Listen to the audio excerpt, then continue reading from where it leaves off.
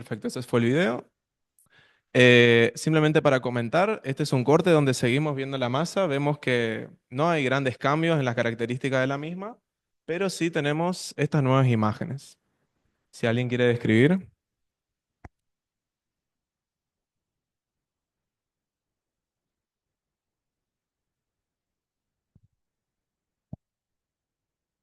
Y lo que vemos, ¿aprendido? Hola.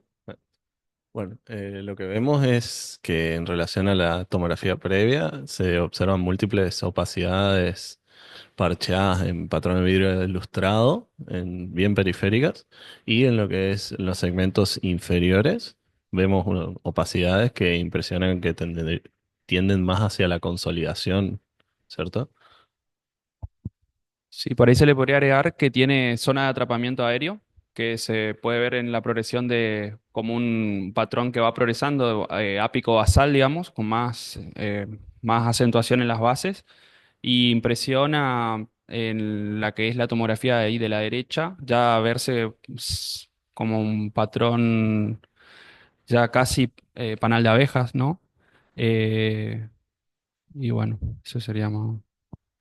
Sí, en grandes términos sí, está bien descrito. Vemos todo lo que son estas zonas, que lo vemos tanto a nivel central como a nivel periférico. Tenemos con predominio en los lóbulos inferiores, como estas zonas que son en vidrio esmerilado y están rodeados como por esta condensación. En algunos lados tiene como un anillo que es incompleto y en otros lados se ve como un anillo un poco más completo. Y sí, también tenemos asociado estas áreas de consolidaciones a nivel de los lóbulos inferiores. ¿Alguien sabe cómo se llama el signo cuando tenemos una zona de vidrio esmerilado rodeado por un anillo? ¿Alguien se acuerda? El, el átomo. Signo Sí, del átomo. el atol o el signo del halo invertido. Perfecto.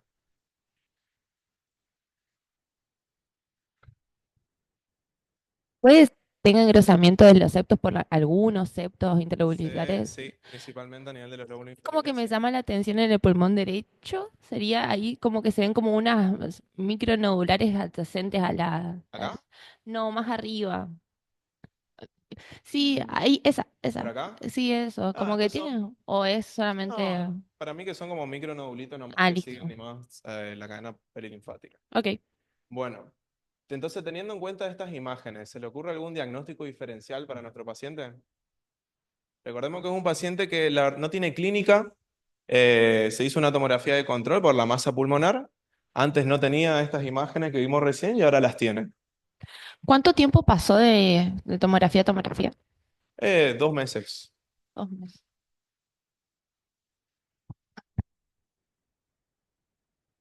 Yo primero iría a metástasis por su.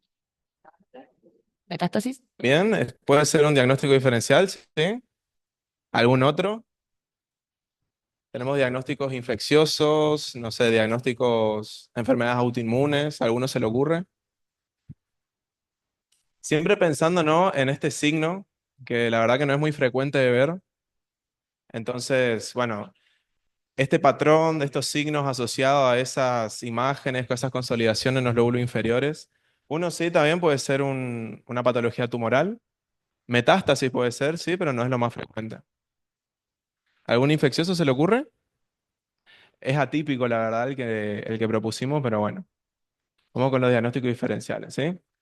La tuberculosis, un adenocarcinoma multifocal de pulmón, una neumonía organizada criptogénica, la sarcoidosis o una injuria pulmonar inducida por medicamentos. Vamos a ir hablando un poquito de cada uno.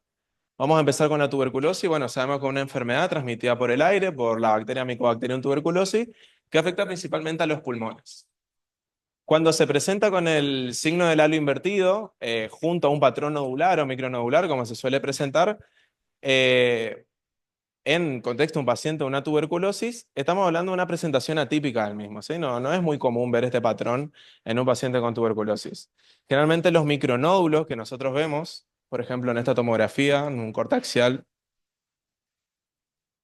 estos micronódulos que nosotros vemos representan los granulomas dentro de la pared y en el interior del halo. Suele indicar una tuberculosis activa, ¿sí? En esta primera tomografía, entonces estamos viendo, a veces se ve, a veces no se ve esta zona de vidrio esmerilado, pero lo que sí siempre vemos es como un anillo, en este caso no es tan difuso, sí, no está tan condensado, perdón, pero vemos como un anillo que se forma incompletamente. De este lado acá abajo, en el emitor izquierdo, vemos una cavitación. Y por este otro lado, en un corte coronal, este es otro paciente en donde sí estamos viendo como este anillo tiene otra morfología, lo vemos mucho más consolidado, ¿sí? Y dentro de este anillo vemos algunos micronódulos y algunas zonas algunas áreas focales de envirio esmerilado. Típico signo del halo reverso. Ambos pacientes con diagnóstico de tuberculosis. Em, el siguiente diagnóstico, un adenocarcinoma multifocal pulmón. Muchas veces cuando hablamos de adenocarcinoma solemos ver distintos nódulos, distintas masas a lo largo de de un solo emitor, de ambos evictores, sí, estamos hablando de una metástasis por lo general, o una diseminación local hematógena. Pero hay un subtipo, sí, de adenocarcinoma de pulmón, que son estos cánceres de pulmón sincrónicos, que pueden representar múltiples primarios. Dentro de estos múltiples primarios, sí, hay muchos patrones que se pueden llegar a destacar. Uno de esos patrones es el adenocarcinoma pulmonar multifocal con características en vidrio esmerilado o lepídicas. ¿Por qué me centré específicamente en este? Porque en este es el que más frecuentemente se suele presentar el signo del halo reverso o el halo invertido. En esta tomografía estamos viendo que hay algunos nódulos, algunos son más sólidos, otros son más subsólidos, y en alguno de ellos vemos cómo se encuentra rodeado, ¿no? Por este típico anillo conformando el signo del halo invertido. El próximo diagnóstico propuesto, la neumonía organizativa criptogénica, bueno, es una forma de neumonía intersticial idiopática caracterizada por la presencia de tejido de granulación en la luz alveolar como respuesta a una injuria pulmonar, de causa que por lo general no conocemos. El hallazgo más común entonces son estas opacidades consolidativas que pueden no estar en vidrio esmerilado, generalmente a predominio de los lóbulos inferiores. Y el signo del halo invertido muchas veces no está, es muy poco frecuente, pero cuando lo vemos siempre hay que pensar en esta patología. Como estamos viendo en la tomografía, a nivel del lóbulo inferior izquierdo estamos viendo simplemente una opacidad consolidativa y al lado del lóbulo inferior derecho estamos viendo ya el área de vidrio esmerilado en el centro rodeado por un anillo, ¿sí? Cambia un poquito siempre la morfología del anillo, algunos son completos, algunos son incompletos, algunos son más densos, otros son menos densos, pero siempre tenemos que cumplir eso, ¿no? Esas características. Siguiente diagnóstico, la sarcoidosis, una enfermedad granulomatosa multisistémica de etiología desconocida, afecta principalmente a los pulmones y a los ganglios linfáticos intratorácicos. Lo mismo que decíamos con la neumonía criptogénica, ¿sí? El signo del halo invertido es un poco infrecuente, pero en este caso suele ser resultado del propio proceso inflamatorio granulomatoso o de una neumonía organizativa secundaria, que puede estar asociada, ¿no? Y la presencia de estos micronódulos en el interior del halo reverso siempre nos hace pensar en una patología granulomatosa, como puede ser esta o la neumonía criptogénica. Acá estamos viendo nada, las áreas en vidrio esmerilado rodeados por un anillo, en este caso completo. Acá vemos a nivel más subpleural como es incompleto. Y después vemos algún que otro nodulito asociado sin ningún anillo a su alrededor. Y por último, la injuria pulmonar inducida por medicamento. La verdad que el diagnóstico es bastante difícil porque tiene que haber una correlación temporal entre el inicio del fármaco, el inicio de la terapia, junto con la aparición de las imágenes pulmonares. Aparte, los mecanismos de toxicidad difieren considerablemente entre las distintas drogas y encima pueden presentar múltiples patrones. Se puede presentar como una sarcoidosis, se puede presentar como nódulos asociados a virus esmerilado centrilobular o como un virus esmerilado totalmente difuso o un patrón lineal o un patrón fibrótico a nivel periférico o como una neumonía organizativa. Como estamos viendo en la imagen de arriba, es el mismo paciente, es una tomografía en donde, bueno, vemos una gran área de consolidación a nivel del lóbulo inferior izquierdo y a nivel del lóbulo superior estamos viendo una zona, no se diferencia mucho del virus esmerilado, con su anillo conformando el signo del halo. 2 meses después se volvió a repetir la tomografía de este paciente y ya estamos viendo cómo ahí tenemos otro tipo de imágenes, ¿sí? Tenemos como estas grandes áreas de vidrio esmerilado rodeadas por anillos, que algunos son incompletos y otros son más completos, formando el signo del halo invertido. Entonces, bueno, teniendo en cuenta las imágenes, ¿alguien se tira por algún diagnóstico? ¿Alguien se juega?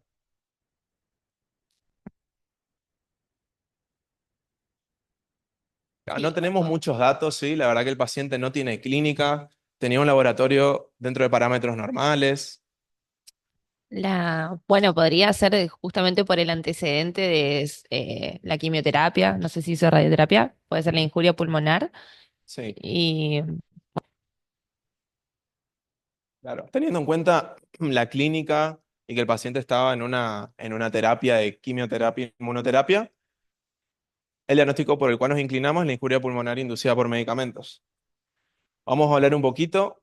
La injuria pulmonar inducida por medicamentos, MIPI es la abreviación, engloba los términos de enfermedad pulmonar intersticial y toxicidad pulmonar inducida por drogas. Puede ocurrir debido a diferentes mecanismos de lesión pulmonar, hay un montón. Los principales fármacos asociados incluyen la miodarona, el metotrexato, la bleomicina. No necesariamente es un fármaco asociado a la quimioterapia o la inmunoterapia. Pueden ser fármacos del área de la reumatología, de la cardiología, por ejemplo.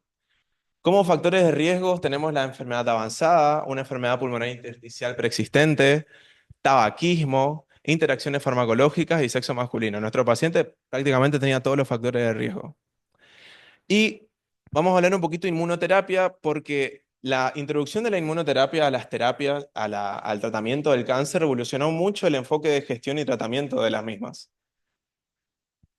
Nuestro paciente estaba haciendo inmunoterapia con nivolumab, sí, y también está haciendo quimioterapia con un esquema que se denomina CAPOX, que incluye capecitabina y oxaliplatino. Pero bueno, nos vamos a centrar en el nivolumab. El nivolumab es un inhibidor de punto de control dirigido contra el receptor de muerte programada de las células tumorales. A grandes rasgos, ¿qué es lo que hace la inmunoterapia? A diferencia de la quimioterapia sabemos que son simplemente agentes que actúan directamente contra la célula tumoral, ¿sí? No me voy a meter mucho en las vías, en el ciclo celular, ni nada de eso.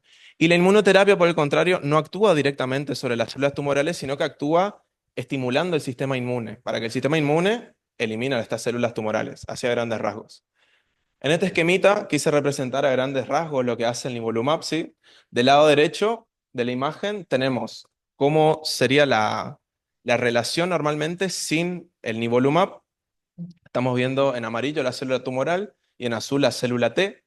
Vemos que ambos tienen receptores, que estos receptores a grandes rasgos se terminan uniendo y al unirse la célula tumoral impide que la célula T ejerce un efecto sobre ella, básicamente. ¿Qué es lo que hace el nivolumab? Una vez que hace el nivolumab, se une al receptor de la célula tumoral, impidiendo que se una a la célula T, y a su vez se une a la célula T, estimulando el sistema inmune para que haga su efecto contra las células tumorales. Eso sería más o menos a grandes rasgos lo que hace el nivolumab. Diferenciar la inmunoterapia pasiva de la activa, ¿sí? La pasiva es aquella en la cual suministramos al paciente alguna inmunoglobulina, es decir, un factor externo, para que actúe contra una célula tumoral que genere un efecto inmediato, pero a corto plazo. En cambio, la activa, que es dentro del grupo que se engloba el nivolumab, es una terapia en la cual nosotros estimulamos el sistema inmune, en este caso las células T, para que genere un efecto más a largo plazo, un efecto más prolongado. Pero bueno, todo esto que yo hablé de la fisiopatología, de que se une al receptor y todo eso, también altera otras vías dentro del ciclo celular. Eh, y bueno, esta alteración puede llevar a producir efectos adversos. Estos efectos adversos se pueden dar a lo largo de cualquier órgano, a lo largo de cualquier célula de todo el cuerpo, pero bueno, uno de los afectados y lo que está descrito es la neumonitis asociada por droga, ¿no? La incidencia de neumonitis relacionada al tratamiento con este tipo de droga en específico, los inhibidores de punto de control, se estima en un 3 al 6%. Y el tiempo transcurrido entre la aparición desde el inicio del tratamiento hasta la aparición de síntomas oscila de 9 días a 19 meses más o menos. Se puede presentar con distintos patrones, como había dicho, patrones como si fuese una sarcoidosis, ¿sí? Son todos estos nodulitos que siguen a la cadena perilinfática. También hay afectación de los linfáticos intratorácicos, mediastinales. Se puede presentar como un patrón de vidrio esmerilado centrilobulillar, ¿sí? donde vemos básicamente este patrón a lo largo de un solo lóbulo o a lo largo de todo un hemitórax. Un patrón en vidrio esmerilado difuso, sí, que esto es muy frecuente de ver en las hemorragias, en el daño alveolar difuso o en una neumonía eosinofílica aguda. Vemos, sí, como muestra la imagen, sí, todo un patrón de vidrio esmerilado diseminado a lo largo de todo un emitórax o de un solo lóbulo, y aparte a veces se asocian al engrosamiento de algunos septos a nivel periférico. Puede ser un patrón lineal porque tiene simplemente el engrosamiento de los septos, ¿sí? A nivel periférico, principalmente a nivel de los lóbulos inferiores. Esto se ve mucho en el edema intersticial pulmonar, también lo vemos en la neumonía eosinofílica aguda o en la enfermedad oclusiva venosa pulmonar. Se puede presentar con un patrón fibrótico que en vez del engrosamiento de los septos vemos ya reticulaciones, hay pérdida de la arquitectura a nivel periférico. Esto lo vemos generalmente en el NIU, la neumonía intersticial usual o la neumonía intersticial no específica. Y por último, el patrón de neumonía organizada. El patrón de neumonía organizada se puede presentar de muchas formas. A un esquema representativo podemos tener un área de consolidación que se asienta principalmente en los lóbulos inferiores, medio inferiores. Esta área de consolidación puede estar asociada a áreas de vidrio esmerilado, como lo muestro acá arriba. Y lo importante de este patrón y en el que nos vamos a centrar es porque a veces se puede llegar a presentar con este signo del halo reverso, ¿sí? Una zona de vidrio esmerilado rodeado de un anillo que puede ser completo e incompleto. El término patrón de neumonía organizada se refiere a un patrón histológico caracterizado por la proliferación de fibroblastos intraalveolares, como una reacción a una lesión pulmonar. Generalmente pueden ser primarios, cuando no hay una causa identificable, también se le denomina criptogénico, o pueden ser secundarios, por fármacos, por infecciones, etc. Hay que entender que es un intento específico del pulmón de intentar curarse, por así decirlo, frente a una lesión aguda o subaguda. No es un diagnóstico en sí mismo, sino que suele representar el inicio de un proceso diagnóstico. Este es un concepto muy importante. Generalmente puede producirse remoción espontánea, tiene una excelente respuesta al tratamiento con corticosteroides, o a veces puede recaer, ¿sí? Hay una mala respuesta o un fracaso en el tratamiento en aproximadamente el 20% de los pacientes. Un poquito más de patrón de neumonía organizada, de lo que estaba hablando, ¿sí? Se pueden presentar como opacidades, que estas opacidades se pueden presentar como una consolidación o solo como un patrón de vidrio esmerilado o una combinación entre ambas, como estamos viendo en la primera tomografía, ¿sí? A nivel de los segmentos posteriores, de los lóbulos inferiores, de forma bilateral, no de forma simétrica. Vemos estas consolidaciones peribroncovasculares asociadas a este vidrio esmerilado. Vemos la presencia de algunos pequeños nodulitos que se ubican más a la periferia. Y en este caso, acá arriba estamos viendo el signo del halo invertido, ¿sí? A veces se pueden llegar a asociar a dilatación bronquial leve dentro de estas consolidaciones. Este caso es de un mismo paciente, en donde en primeras instancias vemos consolidaciones bivasales. Acá sí tenemos una distribución más periférica y simétrica. Se hizo una tomografía de control al mes y estamos viendo cómo aparecen nuevas áreas de consolidación. Estas áreas de consolidación están asociadas a áreas de vidrio esmerilado y si bien acá no se llega a distinguir bien, la verdad, porque está todo mezclado, vemos pequeñas áreas sí que forman anillos completos formando el signo del halo invertido. Estos signos, como si las bandas parenquimatosas lineales, el engrosamiento perilobular y el signo del halo invertido, la verdad que son bastante infrecuentes, como estuvimos diciendo durante toda la presentación. Pero cuando los encontramos y encima están asociados a alguna otra imagen, como pueden ser consolidaciones, son bastante útiles. Para el diagnóstico, vamos a usar los criterios diagnósticos propuestos por la Sociedad de Fleischner, ¿sí? ¿En qué se centra? Son tres ítems nomás. Opacidades parenquimatosas pulmonares, recién identificadas por tomografía o radiografía, más difícil por radiografía, obvio, y habitualmente en una distribución bilateral no segmentaria. Además, hay una asociación temporal de la presentación con el inicio de la terapia con la aparición de la injuria pulmonar, ¿no? Y después hay que excluir otras causas probables: neumonía, hemorragia alveolar difusa, neumonitis por radiación, edema pulmonar, etc. Dejando de lado que hay directrices, yo creo que lo más importante y lo que al final siempre llegamos a la misma conclusión es que el diagnóstico es multidisciplinario, ¿sí? No hay una sola característica en la imagen que no podemos llegar a decir es esto. Siempre hay que hacer la correlación con la clínica del paciente, el laboratorio, tal vez alguna biopsia. En cuanto al tratamiento, bueno, el tratamiento también fue propuesto por la Sociedad Americana de Oncología, la inmunoterapia del cáncer, la Sociedad Europea de Medicina Oncológica. Ellos hablan de ciertos grados. A grandes rasgos, los grados se dividen en si el paciente tiene síntomas o no tiene síntomas. Obviamente, el grado 1 no tiene síntomas. Acá vemos que dice en el primer ítem, recomiendan interrumpir el tratamiento con los inhibidores de los puntos de control para cualquier grado de neumonitis y recomiendan tratar la neumonitis de grado 2 con corticosteroides. Grado 2 es un paciente sintomático que no tiene tantos síntomas que lleguen a afectar las actividades de la vida diaria. El segundo ítem se sugiere la interrupción permanente con el tratamiento con estos inhibidores para las neumonitis de grado 3 y 4. Estos son ya pacientes con sintomatología que le impide básicamente las actividades diarias del día a día.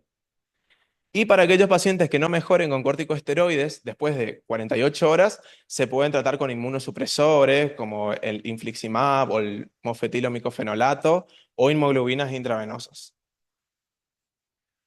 Como conclusión, bueno, el diagnóstico, lo mismo que dijimos cuando empezamos, el diagnóstico es difícil, ¿sí? Hay que siempre tiene que haber una correlación temporal entre el inicio del fármaco y la aparición de las imágenes a nivel del tórax. El aspecto imagenológico de la neumonía organizativa es recontra variable. Vimos que hay 6 patrones que se pueden llegar a presentar. Sin embargo, se puede hacer un diagnóstico no invasivo seguro. ¿Qué quiere decir? Evitar procedimientos quirúrgicos innecesarios. En el caso de nuestro paciente, nosotros pudimos hacer una buena correlación. No fue necesaria la toma de biopsia, no fue necesario hacer ningún otro procedimiento. Se hizo un tratamiento médico rápido y adecuado, el paciente se le retiró el nivolumab y bueno, estábamos a la espera de hacer un nuevo control de tomografía para ver cómo fue mejorando. El signo del halo invertido es súper infrecuente, por sí solo la verdad que no nos orienta a ningún diagnóstico. Tal vez pensar en una neumonía criptogénica o una sarcoidosis, pero la verdad que por sí solo no nos ayuda en nada. Y como ya dije, que si bien existen directrices propuestas, el diagnóstico siempre es multidisciplinario. Esta fue la bibliografía en la que usé y bueno, muchas gracias.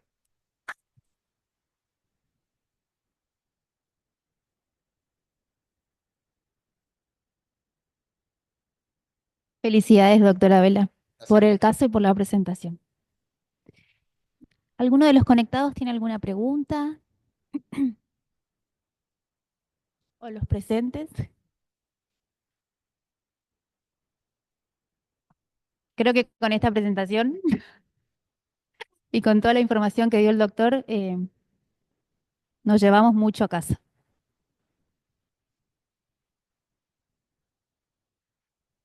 Muy lindo caso, felicitaciones. Gracias. Bien, ahora seguimos con la presentación del residente del Hospital Madariaga.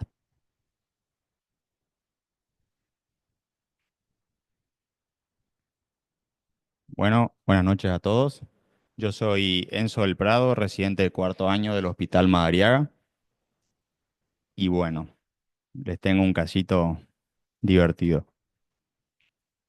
Bueno, se trata de una pacientita de sexo femenino de 2 años de edad, cuyo motivo de consulta fue que presentó una caída de altura de 12 días atrás, digamos, con un traumatismo en la región frontal, ¿sí?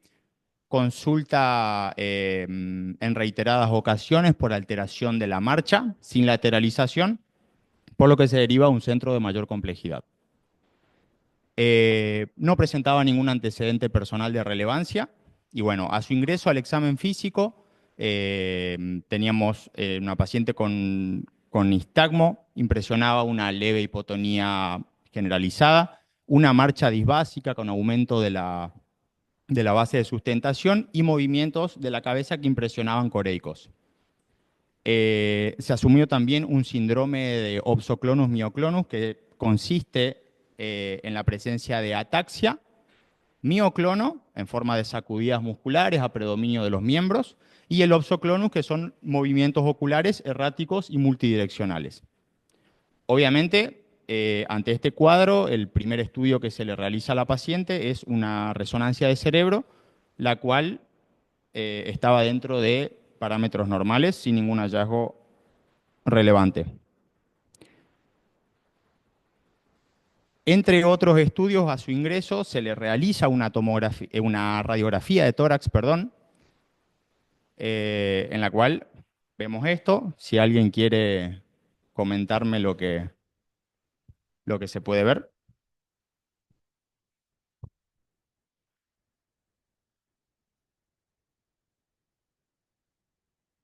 Viene divertido. Bien, tenemos una radiografía de tórax frente, en el que vemos un patrón con una disminución del volumen del hemitórax izquierdo. Patrón reticular sería. Y con... no sé qué más.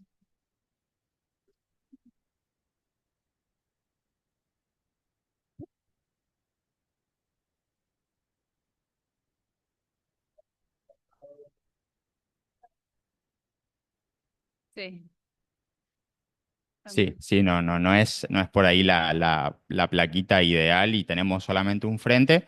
Es cierto lo que dice la colega, sí hay como un patrón intersticial, digamos, y impresiona como una reducción del hemitórax izquierdo, pero hay una cosita más que nos llama la atención ahí, si alguien quiere.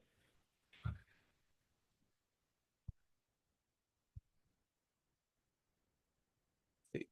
No sé si será eso, pero hay como una imagen, no sé, más radiopaca ahí, parecido está por delante de la...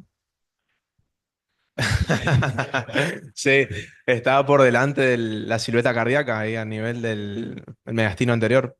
Parecía eso, ¿no? Bueno, sí, o sea, sí, o sea, lo que está describiendo sí es la imagen en cuestión, lo que más llamó la atención.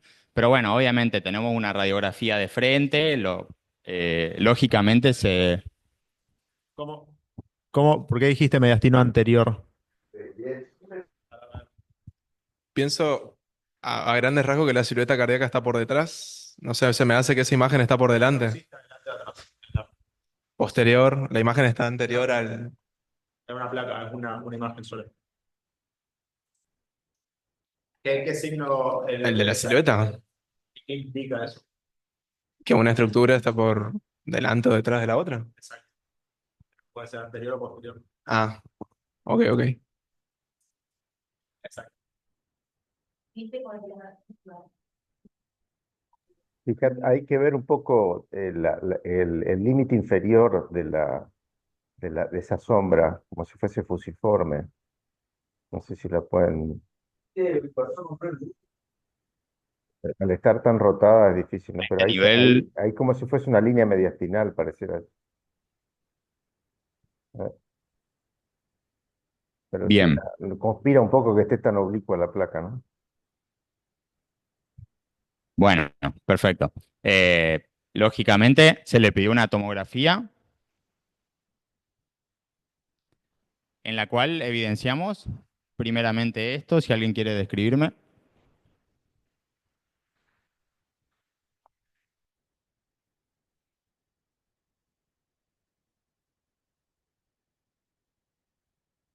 Bueno, podemos ver una tomografía, una TC en ventana pulmonar, tenemos axial y coronal, donde se ve una imagen en el lóbulo inferior izquierdo con densidad de partes blandas y con aspecto heterogéneo, con calcificaciones en su interior. También está rodeada tiene algunas zonas en vidrio esmerilado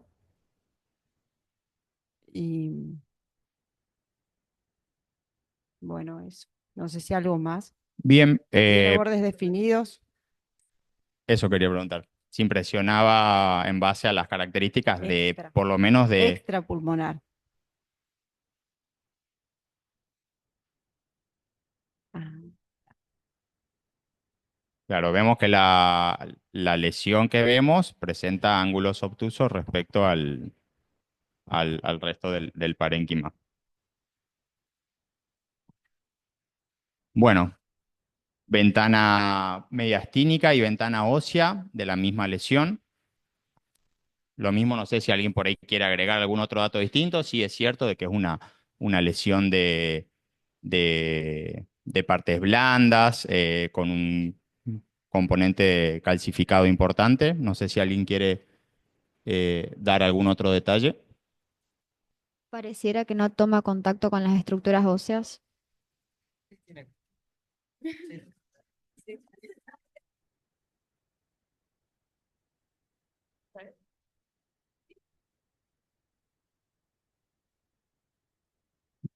Sí es cierto que no entra en contacto con las estructuras óseas. Y bueno, em, ante este hallazgo solicitarían otro estudio, tomarían alguna conducta.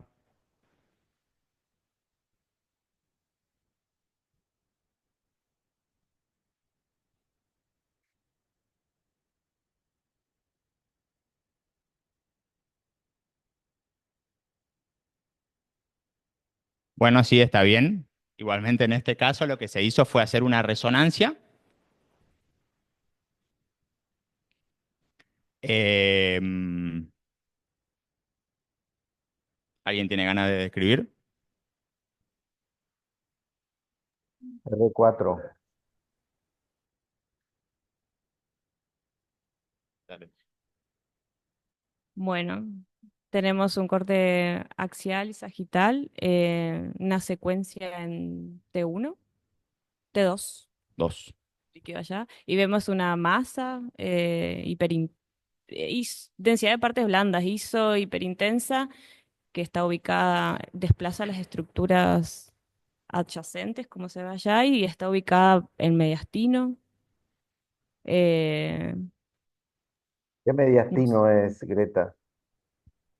Posterior. ¿Cuáles son Perfecto. los tumores que predominan en el mediastino posterior?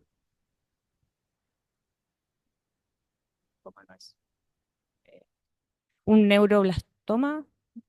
O sea, eh, de origen neurogénico sería en líneas generales, claro, ¿no? sí, de origen Bueno, neurogénico. seguí describiendo la imagen que tiene alguna característica ahí que llama la atención. Impresiona en los cuerpos vertebrales, como que puede salir de los nervios, impresiona salir de las raíces nerviosas. En el corte sagital se ve, ¿o no? Bien. Sí, o sea, como bien dijiste, tenemos una lesión voluminosa de un componente predominantemente partes blandas que se comporta hiperintensa en T2. Es bastante bien definida, se ubica justamente a nivel de mediastino posterior, estaba más o menos a nivel paravertebral izquierdo alrededor iniciaba en la sexta vértebra dorsal.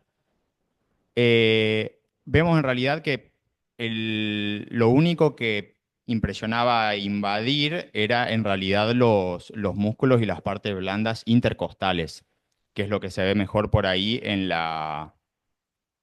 el corte sagital. ¿Sí? Eh, no es que ingresaba, digamos, al canal espinal, sino que esta es la invasión de las estructuras intercostales. Bueno, en un T1 sagital, T1 sin contraste y axial y sagital T1 con contraste, lo mismo vemos que presenta un realce bastante marcado tras la administración del gadoliño. Así que bueno, ¿qué diagnósticos diferenciales más o menos se les podría ocurrir? Schwannoma, neuroblastoma. Perfecto, está bien. Principalmente nos vamos a basar en estos cinco: el neuroblastoma, el ganglioneuroma, ganglioneuroblastoma, el linfoma y el teratoma. Vamos a hablar un poquitito de cada uno. El neuroblastoma es un tumor maligno de las células de la cresta neural. Suele aparecer en pacientes pediátricos con una edad bastante marcada, alrededor de los 2 años. Es la tercera neoplasia más frecuente en la infancia.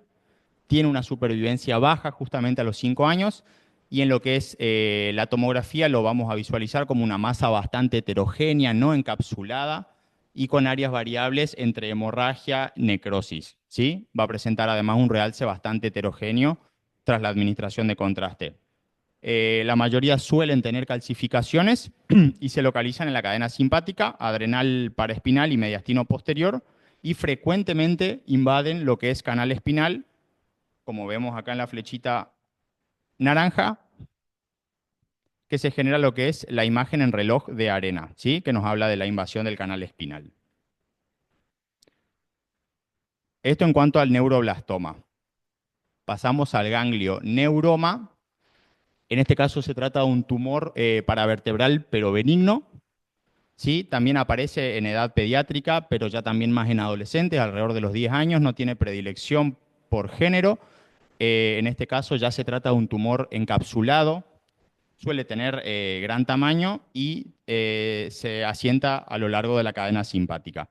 En lo que es la tomografía lo vamos a visualizar como una masa de hipodensa bastante homogénea, pero con calcificaciones solo en el 25% de los casos.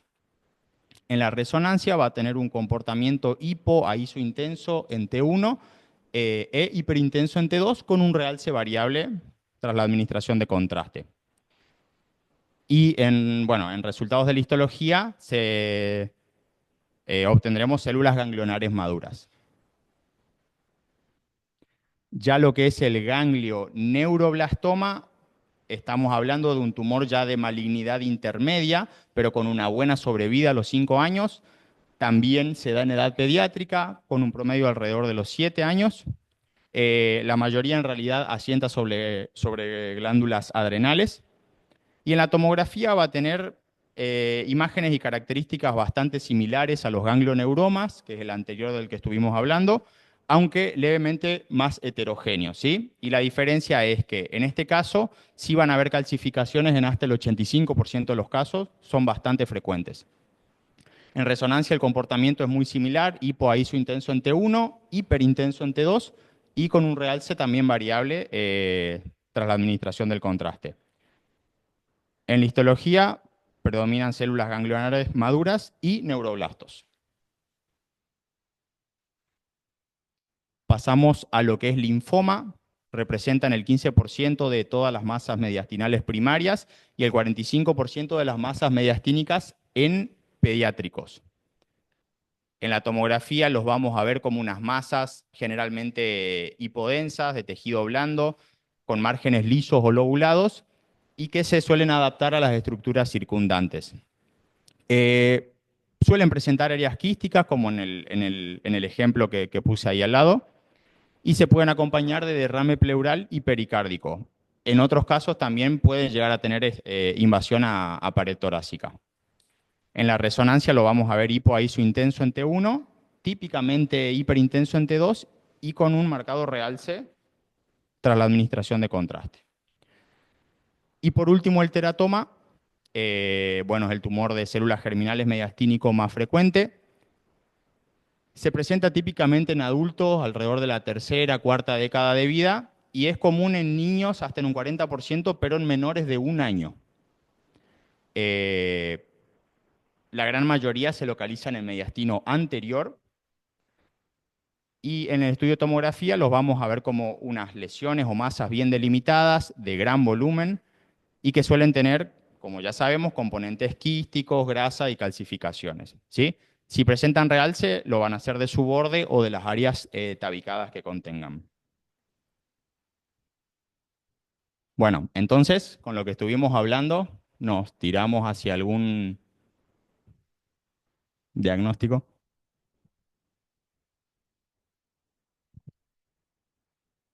¿Cómo, perdón? Puede ser un ganglioneuroma o un teratoma. Bien. Bien, sí, es cierto que tenemos algunas cositas a favor y otras cositas en contra. No es de la presentación por ahí típica, pero bueno, en este caso se decidió operar a la paciente y se tomaron muestras, se analizaron y el resultado fue ganglioneuroblastoma. Bien. Esto ya fue hace 6 años.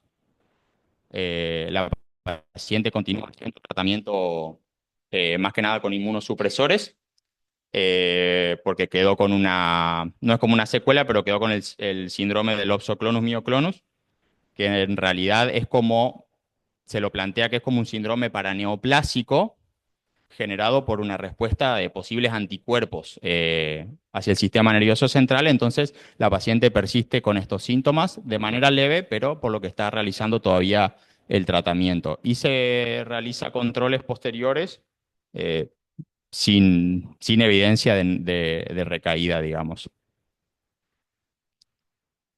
Bueno, como conclusión, quería que nos quedemos con, más que nada, con el hecho de cómo encarar una lesión o una masa torácica cuando la encontramos en un estudio.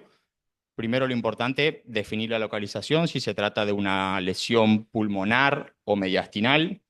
Si se trata de una lesión mediastinal, definir si está en mediastino anterior, medio, posterior, porque vamos a ver que eso nos va a ir achicando el abanico de posibilidades diagnósticas. Obviamente, estudiar esa lesión, lo que nosotros hacemos, ver cuál es su contenido, si tiene un contenido de partes blandas, un contenido, áreas quísticas, grasa, calcificaciones, son todo detalles muy importantes, cómo son los bordes de la lesión, qué morfología tiene, qué real se presenta, cuál es su comportamiento, si son lesiones invasivas o lesiones que respetan, perdón, las estructuras adyacentes. Y siempre, lo más importante, contextualizar el caso, ¿sí? Lo que es la edad del paciente. En este caso, nosotros justamente por ahí achicamos los diagnósticos diferenciales basándonos primeramente más que nada en la edad. Y obviamente, bueno, el hecho de los antecedentes y la clínica de los pacientes, ¿sí? Porque, bueno, si bien nosotros, estos son exámenes complementarios, pero siempre que podamos justamente por ahí achicar el abanico de posibilidades diagnósticas, vamos a lograr agilizar el diagnóstico y el tratamiento del paciente, que es lo que nos importa. La bibliografía. Muchas gracias.